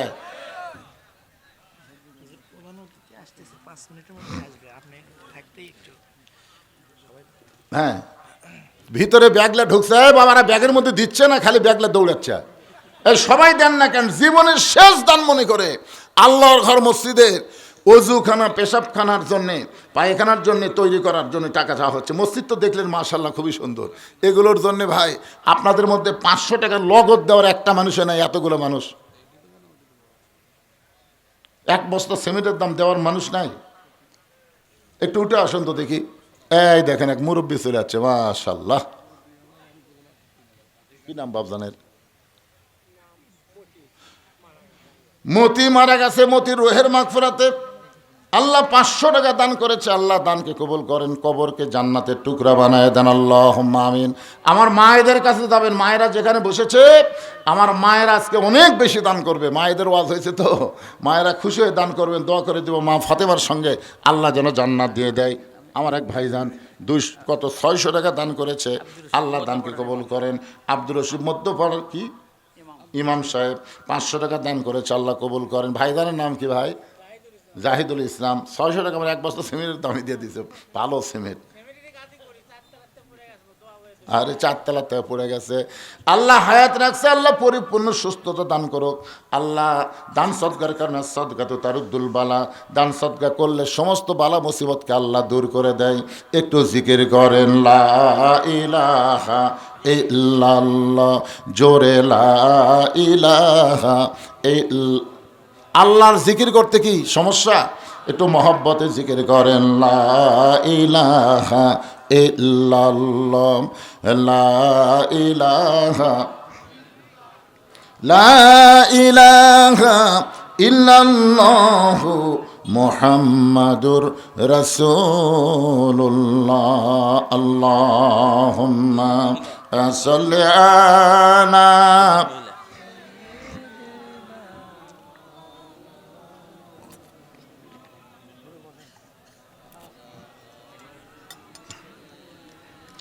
মাওলানা মুহাম্মদ। এই ব্যাগগুলা তুলে সব টেজত নিয়ে আসবে, কেউ যেন সাইড মারে না। বাবা দেখবে কয় ব্যাগ দিছে রে। বর্তমানে ইয়াবা বাবা এগুলো অনেক নিশা আসক্ত ছেলে, ফট করে ব্যাগলা দাঁড়ায়, পরে দেখা যাচ্ছে ব্যাগ দিল 32টা, পাওয়া গেল 28টা, 4টা নেই। এরকম যেন না হয়। যাদেরকে ব্যাগ দেওয়া হয়েছে বিশ্বস্ত, তারা ব্যাগগুলো টেজে নিয়ে চলে আসবে ইনশাল্লাহ। আজকে কিন্তু আপনারা মনে করবেন না যে ও শেষ। আমার পরে আপনার সবাই তাকে চেনেন, আব্দুর রশিদ সরকার চেনেন না? হ্যাঁ, তিনি সেই ফাটাফাটি আলোচনা করবেন। এবং আলোচনার পরে ভাত তরকারি আছে, আমি তো শুনে আশ্চর্য। হ্যাঁ হয়, আলু ঘাটিতে খাবার, আলু ঘাটি মানে ভাত তরকারি। কি দেবো? এ দিল এলাম, এই ব্যাগগুলো এক ব্যাগ কে দেবো, তো হামও দেবো, এই ব্যাগগুলো সব ব্যাগ ওপর দাও বাবা।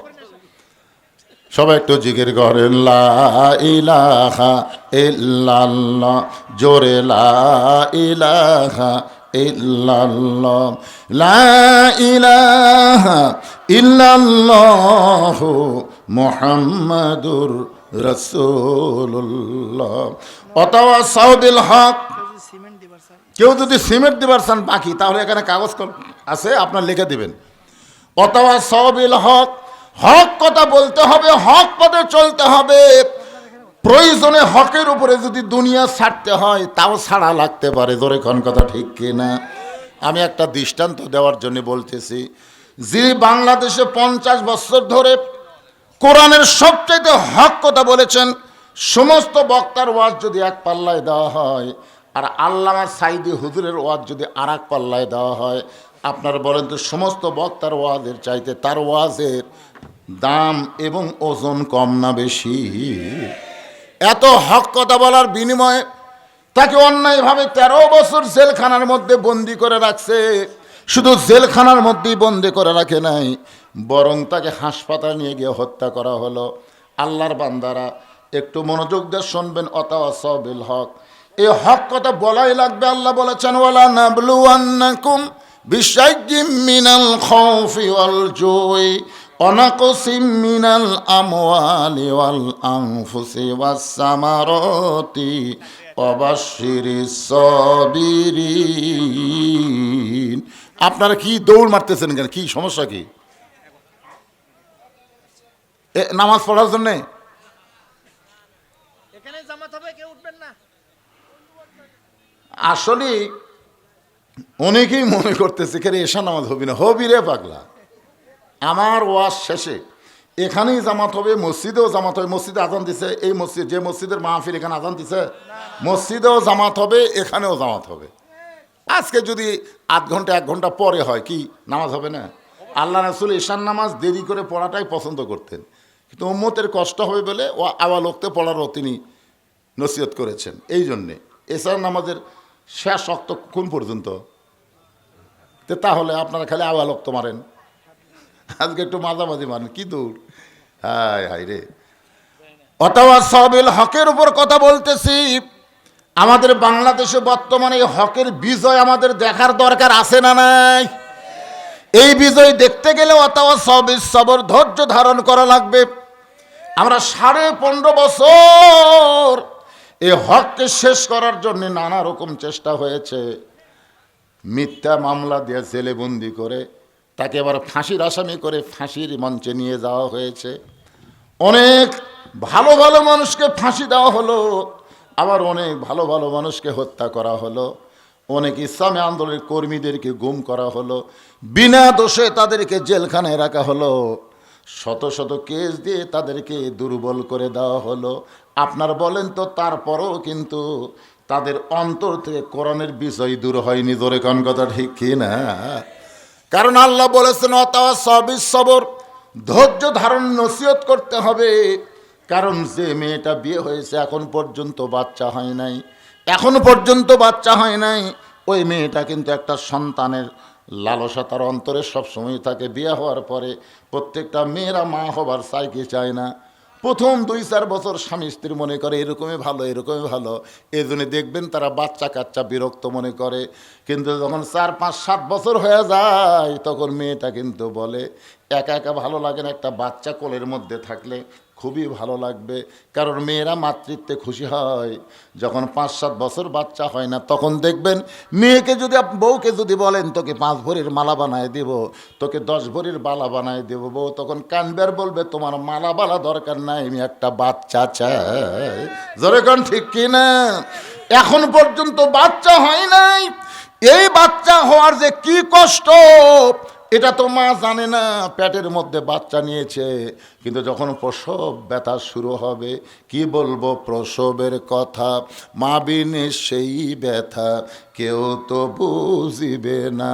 মাজন ঠেকিয়া সন্তানের দায়, অকালে মা মারা যায়, কেন সে মায়ের ভক্তি করো না, এমন দরদি ভবে কেউ হবে না আমার মা গো। আপনার বলেন তো প্রসব ব্যথা কত কষ্ট, এটা মা ছাড়া কেউ বলতে পারবে না। এখন বাচ্চা যেদিন জন্ম নেবে, দুনিয়াতে ভূমিষ্ঠ হবে, ওই দিন প্রসব ব্যথা যখন শুরু হয়েছে, মা তো বাচ্চার জন্য লালায়িত, কিন্তু ব্যথার কারণে চিল্লায় বলতেছে মরে যাব, গলার দড়ি দিব, বিষ খাবো, এই জীবন আর আমি রাখবো না, এই জীবন আর রাখবো না। দাদি নানি দৌড়ে এসে বলে পাগলি, তোর পায়ের তলে সন্তানের জান্নাত, বাপের পায়ের তলে কিন্তু সন্তানের জান্নাত না, জান্নাত হলো মায়ের পায়ের তলে। তুই একটু কষ্ট যদি সহ্যই না করতে পারিস, তাহলে তোর পায়ের তলে সন্তানের জান্নাত কেমনে হবে?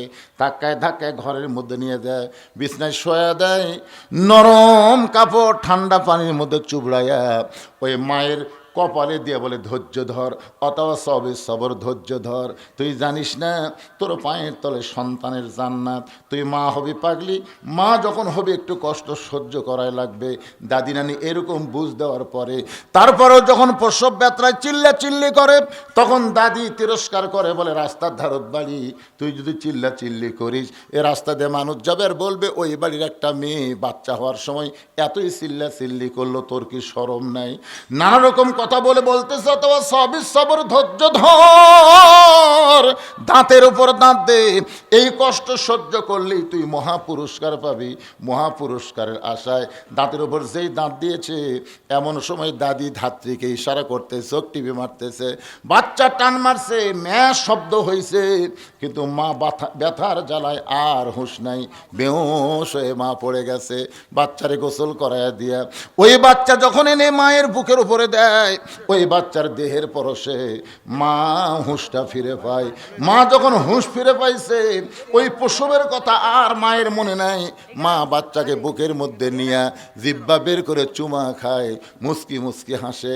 দাদি নানি বলতেছে, এরই জন্যে গলার দড়ি দিবার চাইলি, এরই জন্যে বিষ খাবার চাইলি, আত্মহত্যা করবার চাইলি, এর লাত্তি দিয়ে ফেলে দে, এর বুকের মধ্যে না চুমা কেন খাইতেছিস? মা তখন বলে, দাদি কষ্টের পরে এমন শান্তি, এটা আমি আগে বুঝতে পারি নাই। আমি প্রসব ব্যথায় অনেক কষ্ট পাইছি, কিন্তু বাচ্চা যখন বুকের উপরে তুলে নিয়েছি, আমার আর কোনো কষ্ট নাই। হাসিনার সময় থেকে শুরু করে এ পর্যন্ত আমাদের বাংলাদেশে যারা কোরআন বিজয় চায়, তাদেরকে নানা ধরনের কষ্ট দেওয়া হয়েছে। জোরে কোন কথা ঠিক কিনা? ফাঁসি দেওয়া হলো, হত্যা করা হলো, গুম করা হলো, কারাগারে রাখা হলো, বাড়িতে থাকতে পারলো না, কত ধরনের কষ্ট তাদেরকে করা হয়েছে। এরপরেও কিন্তু সন্তান যেমন মা বুকে পাইলে সব ব্যথা ভুলে যায়, আমাদের একটা কথাও মনে থাকবে না যদি আল্লাহর কোরআন আমরা সংসদে নিয়ে যাওয়ার পারি। আর বাংলার আকাশে যদি কোরআনের বিজয়ের সাথে সাথে কলেমার পতাকা যখন পথ পথ করে উড়বে, তখন মা যেমন প্রসব ব্যথা ভুলে গেছে বাচ্চা পাইয়া, আমরা আল্লাহ কোরআনের রাষ্ট্র পাইয়া আমরা অতীতের সব কষ্ট ভুলে যাব। জোরে বলেন ঠিক। আল্লাহ তাআলা এই সূরা আসরের আলোচনা মোতাবেক বক্তা এবং শ্রোতা সবাইকে আমল করার তৌফিক দান করুক। সকলে বলি আল্লাহুম্মা আমিন। আমি একটা সংক্ষিপ্ত মোনাজাত করব, তারপরে নামাজ হবে ইনশাআল্লাহ। আস্তাগফিরুল্লাহ। আচ্ছা ঠিক আছে।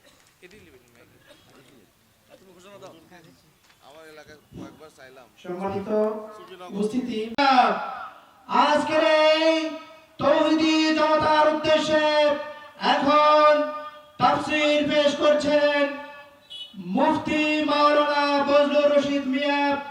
আমি সম্মানিত মেহমানকে কোরআন এবং হাদিস থেকে কোরআনের সমাজ কায়েম হলে কি শান্তি পাওয়া যায় এ সংক্রান্ত সহ মূল্যবান তাফসীর পেশ করার জন্য আজকের এই আয়োজনের কর্তৃপক্ষের পক্ষ থেকে সুনির্বন্ধন জ্ঞাপন করছি।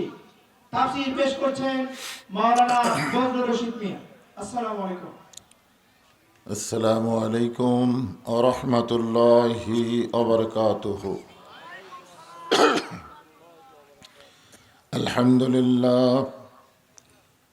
আলহামদুলিল্লাহ নাহমাদুহু ওয়া নাস্তাঈনুহু ওয়া নাস্তাগফিরুহু ওয়া নু'মিনু বিহি ওয়া নাতাওয়াক্কালু আলাইহি ونعوذ بالله من شرور أنفسنا ومن سيئات أعمالنا من يهدي الله فلا مضل له ومن يضلله فلا هادي له সকলে জবান খুলে বলেন আশহাদু আল্লা ইলাহা ইল্লাল্লাহু ওয়াহদাহু লা শারীকা লাহু ওয়া আশহাদু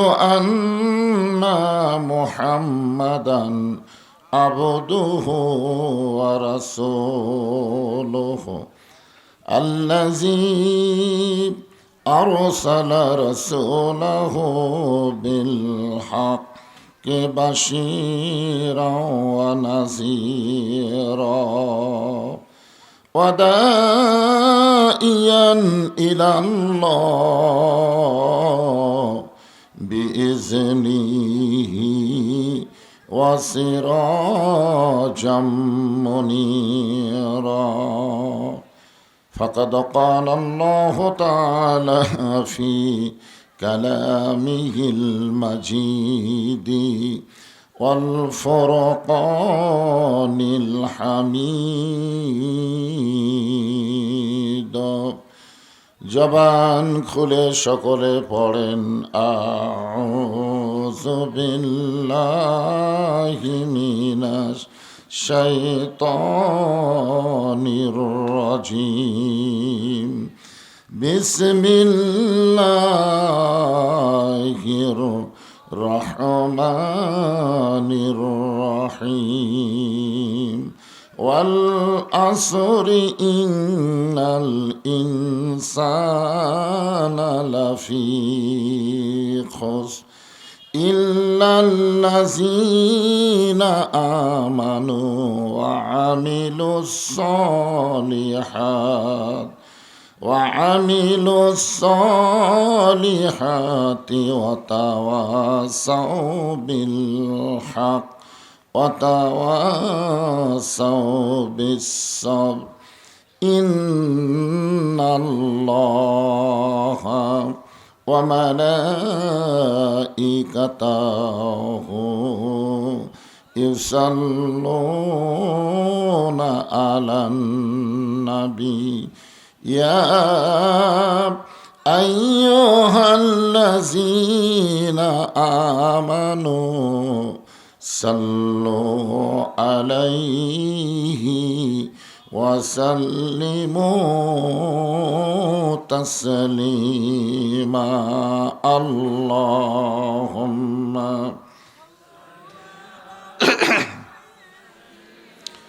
مولانا محمد وعلى علي سيدنا شفيعنا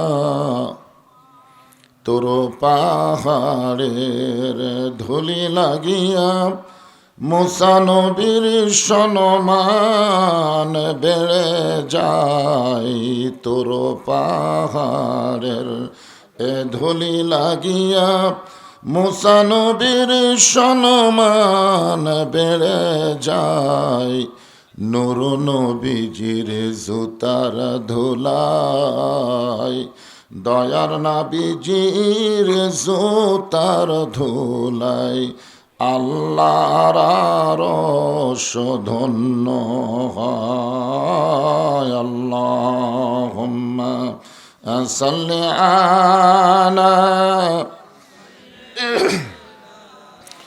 মাওলানা মুহাম্মদ ওয়া আলা আলি সাইয়্যিদিনা শাফিআনা মশরিকে হুব্বে মুহাম্মদ।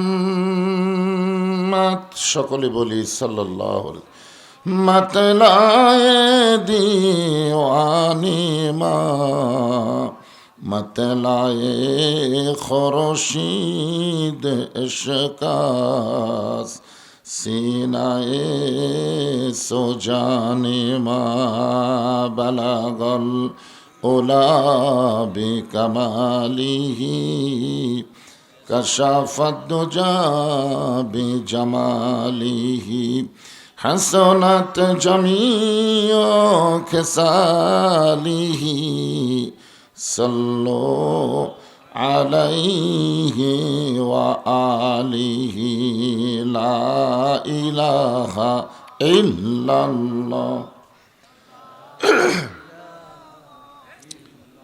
মাইকের সাউন্ডটা ভম ভম করতেছে, ক্লিয়ার করো। লা ইলাহা ইল্লাল্লাহ, লা ইলাহা ইল্লাল্লাহ, লা ইলাহা ইল্লাল্লাহ, লা ইলাহা ইল্লাল্লাহ। জোরে লা ইলাহা ইল্লাল্লাহ, লা ইলাহা।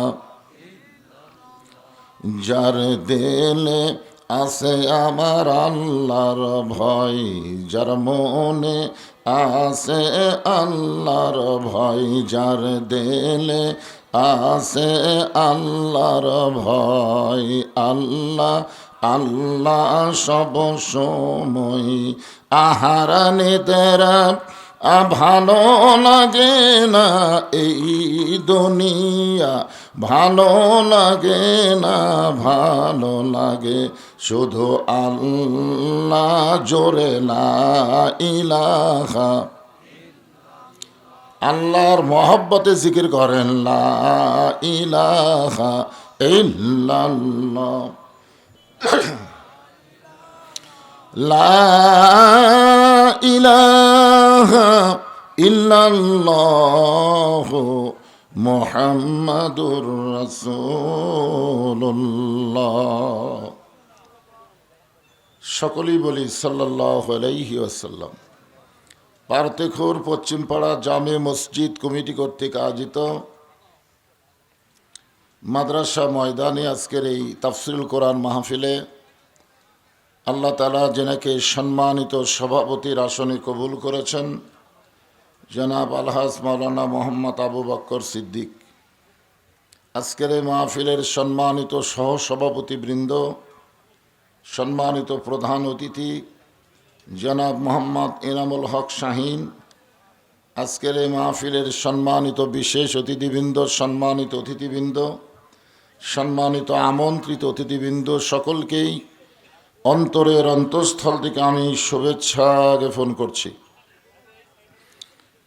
এই মুহূর্তে আমার সামনে যেনারা বসেছেন, এই সন্ধ্যার সময় আল্লাহ যেনাদেরকে কবুল করেছেন, এই জান্নাতের টুকরার ভিতরে আল্লাহ তাআলা আপনাদেরকে পছন্দ করে বসার তৌফিক দান করেছেন। আমি আমার অন্তরের অন্তঃস্থল থেকে আপনাদের সবাইকে শুভেচ্ছা জ্ঞাপন করছি। সম্মানিত মা বোনেরা, পর্দার অন্তরালে বসে বসে যারা আলোচনা শুনতেছেন তাদেরকেও শ্রদ্ধা জ্ঞাপন করে এই মুহূর্তে জানতে চাচ্ছি আপনারা সকলে কেমন আছেন? আলহামদুলিল্লাহ রব্বিল আলামিন। জি আলহামদুলিল্লাহ। যে আল্লাহ শারীরিক সুস্থতা, মানসিক প্রশান্তি দান করে আজকের এই জান্নাতের টুকরার ভিতরে আমাদেরকে কবুল করলেন, আমরা সে আল্লাহর উপরে খুশি না বেজার? তাহলে জবান খুলে সমস্বরে সকলে বলবো রব্বানা লাকাল হামদ হামদান কাসীরান তাইয়িবান মুবারাকান ফীহি। আমরা আল্লাহর প্রশংসা এই কারণেই বেশি বেশি করব যে আল্লাহ আমাদেরকে রুহের জগতে অত্যন্ত দয়া করে দুনিয়ার জগতে মুসলমানের ঘরে আল্লাহ আমাদের কবুল করেছেন। এই দুনিয়াতে মানুষ পাঠানোর দায়িত্ব কার? জোরে বলেন। আমরা কি নিজের ইচ্ছায় আইছি না আল্লাহ পাঠাইছেন? তো আল্লাহ যদি আমাদেরকে হিন্দু বৌদ্ধ খ্রিস্টানদের ঘরে পাঠাতো, মনে করেন আমাদের করার কিছু ছিল? কিন্তু যে আল্লাহ ওই সকল ঘরে না পাঠায়া সরাসরি জন্মসূত্রে আমাদেরকে মুসলমানের ঘরে কবুল করেছেন, এখান থেকে বিশ্বাস করতে পারি আল্লাহ আমাদের পক্ষে আছেন। কি বলেন? আল্লাহ নিজেই বলেছেন, অমা ইয়াবতাগি গয়রাল ইসলামি দীনান ফালাই ইউকবালা মিনহু। ইসলাম ছাড়া অন্য কোনো জীবন ব্যবস্থা ধর্ম কেউ যদি গ্রহণ করে, আল্লাহ বলেছেন কখনোই তা কবুল করা হবে না। আল্লাহর কাছে একমাত্র কবুলযোগ্য জীবন ব্যবস্থা ধর্মের নাম কি? সবাই এক বাক্যে বলেন, নাম কি? ইন্না দীনা ইনদাল্লাহিল ইসলাম। আর আল্লাহ সেই ইসলামের মধ্যে আমাদেরকে জন্মসূত্রে কবুল করার কারণে খুশি হয়ে জবান খুলে আর একবার বলি আলহামদুলিল্লাহ। আল্লাহ শুধু আমাদের মুসলমান হিসাবে কবুল করে নাই, আল্লাহ আমাদেরকে দয়া করে রহম করে মেহেরবানি করে বিশ্ব নবীর উম্মাত হিসাবে কবুল করেছেন। এই নবীর উম্মত হওয়ার জন্য অনেক নবীরা পর্যন্ত আল্লাহর কাছে লালায়িত ছিলেন, আল্লাহর কাছে ফরিয়াদ করেছেন, কিন্তু আল্লাহ তাদের চাহিদাকে কবুল করে নাই। বিনা দরখাস্তে, আমরা কোনো দরখাস্ত করিনি, বিনা দরখাস্তে আল্লাহ তাআলা সেই নবীর উম্মত হিসাবে আমাদের কবুল করেছেন। খুশি না বেজার?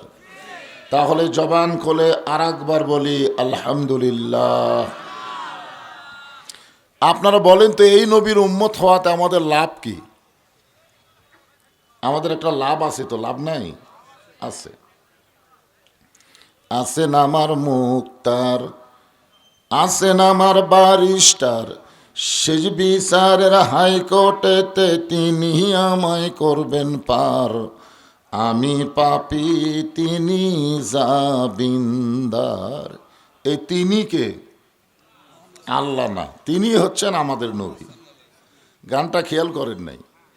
আল্লাহ যখন হাকিম হয়ে আমাদেরকে আসামি বানায় বিচার শুরু করবেন, ওই সময় আমাদের নবী উকিল হয়ে বারিস্টার হয়ে আল্লাহর কাছে আমাদের পক্ষে ওকালতি করে আমাদেরকে সুপারিশ করে জান্নাতে পৌঁছায় দিবেন। খুশি হলেন না? কি মনে করতেছেন নিজের আমল দিয়ে আপনি জান্নাতে যাবেন? এরকম আমল করার পরিবেশ তো বাংলাদেশে নেই, বর্তমানে নাই, ঠিক কিনা বলেন? তো এই মুহূর্তে যারা মরতেছে এদের অবস্থা হলো আমল দিয়ে না, রাসূলের সুপারিশে আল্লাহ তাদেরকে জান্নাত দিয়ে দিবে বিশ্বনবীর উম্মত হওয়ার খাতিরে। বলেন সুবহানাল্লাহ।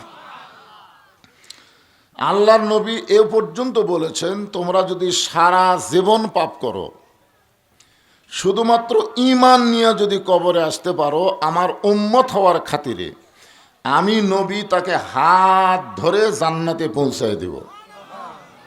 এখানে কিন্তু একটা শর্ত আছে, শর্ত হলো ঈমান নিয়ে মরা লাগবে। কি নিয়ে মরা লাগবে? বাংলাদেশের শতকরা ৯৫% মুসলমান। ১০০ জন মানুষের মধ্যে আমরা মুসলমানের সংখ্যা হলো ৯৫। কত?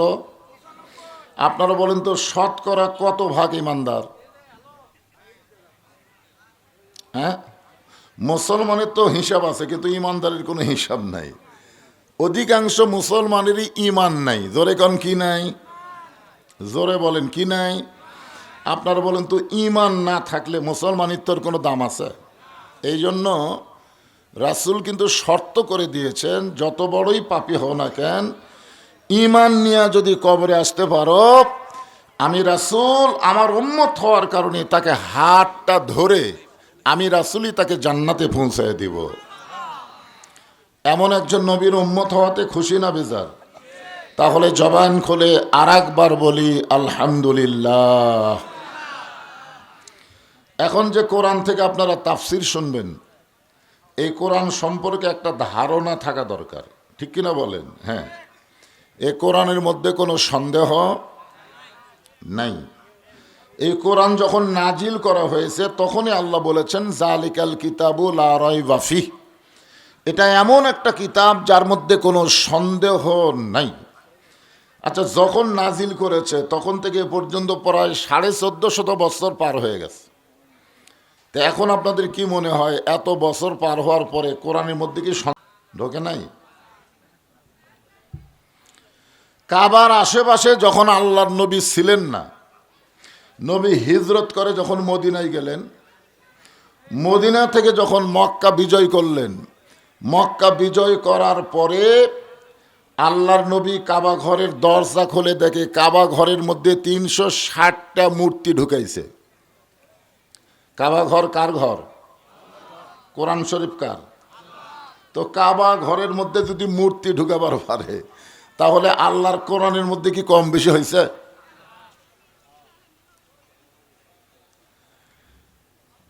কাবা ঘর কার ঘর? কিন্তু কাবা ঘরের মধ্যে মূর্তি ঢুকলো কেমনে? কে ঢুকাছে? শয়তান। এখানে একটা শিক্ষণীয় বিষয় আছে, এই কারণেই তো আমি জিনিসটা তুলে ধরলাম।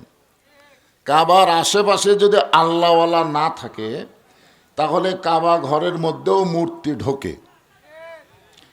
মক্কা বিজয় করার পরে মুসলমানেরা যখন কাবা ঘর দায়িত্ব নিলেন, এরপরে কিন্তু আর মূর্তি ঢোকে নাই। ঢুকছে? আর ঢোকে নাই। আমাদের বাংলাদেশের মোড়ে মোড়ে কিন্তু মূর্তি ছিল, ছিল কি ছিল না? কথা বলেন, ছিল কি ছিল না? হ্যাঁ, সেই মূর্তি বর্তমানে কমে গেছে না বেশি হয়েছে? তো থাকবেই না, এক সময় দেখবেন থাকবেই না। এখন কমে গেছে, এক সময় দেখবেন থাকবেই না। হ্যাঁ, এইটা কাবা আল্লাহর ঘর, সেই ঘরের মধ্যে মূর্তি ঢুকলো কারণ কাবা ঘরের হেফাজতের দায়িত্ব আল্লাহ নেয়নি, হেফাজতের দায়িত্ব দিয়েছে আমাদেরকে। মসজিদ কার ঘর? হেফাজতের দায়িত্ব কার? মুয়াজ্জিন যদি এশার নামাজ পড়ে তালা না দিয়ে বাড়ির যায়, আর ফজরে আজান দিবার এসে দেখে মাইকই নাই, আপনারা বলেন তো দোষ কার হবে?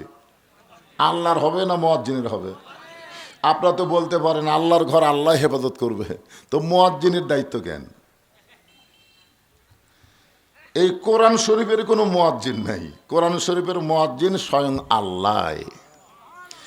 ইন্না নাহনু নাযালনা যিকরা ওয়া ইন্না লাহু লাহাফিজুন।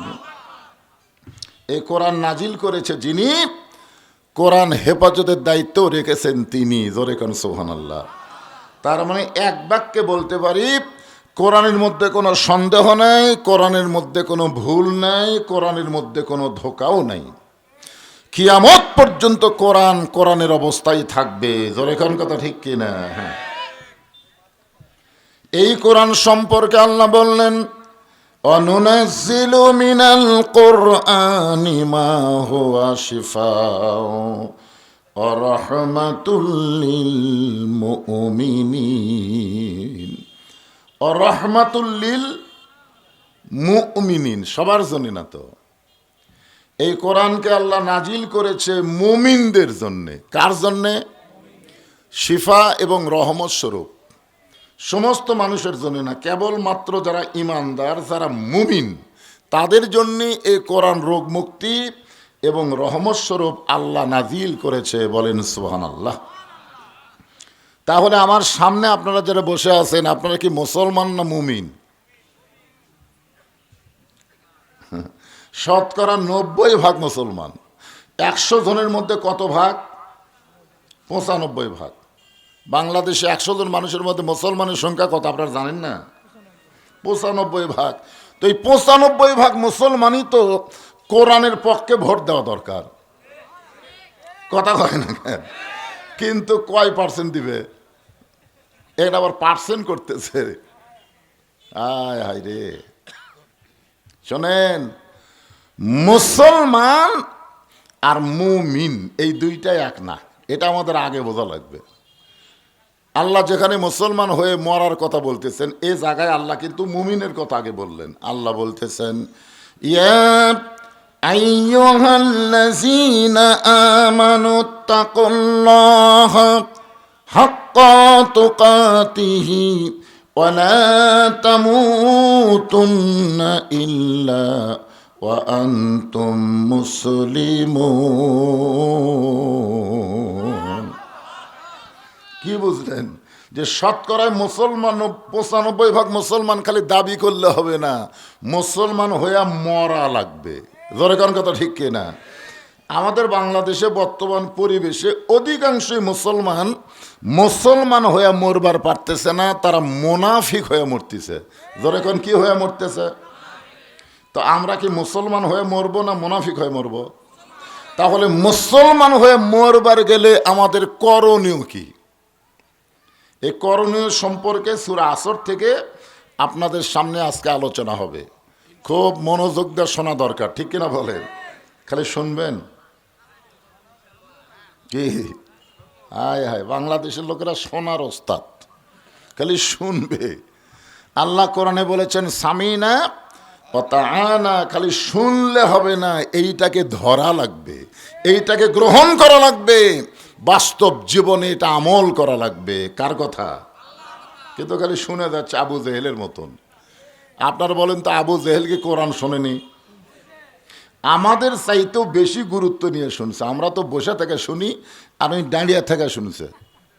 কোরআন তেলাওয়াত শুনছে আর খালি মাথা ঝোঁকাছে, খালি এরকম মাথা ঝোঁকাছে। প্রত্যেকটা কথাই সে বুঝবারও পারছে, খালি শোনে নাই, বুঝবারও পারছে। সকালবেলা গিয়া বলতেছে এত সুন্দর কোরআনের বাণী, রাতটা কোন দিক দিয়ে গেল আমি বুঝবারই পারিনি। দেখছেন, এত সুন্দর কোরআনের বাণী, রাতটা কোন দিক দিয়ে গেছে বুঝবারই পারেনি। তা আবু সুফিয়ান বলতেছে নেতা, যেই কোরআন শুনতে সারা রাত চলে গেল বোঝা যায় না, এটা ধরলে অসুবিধা কি?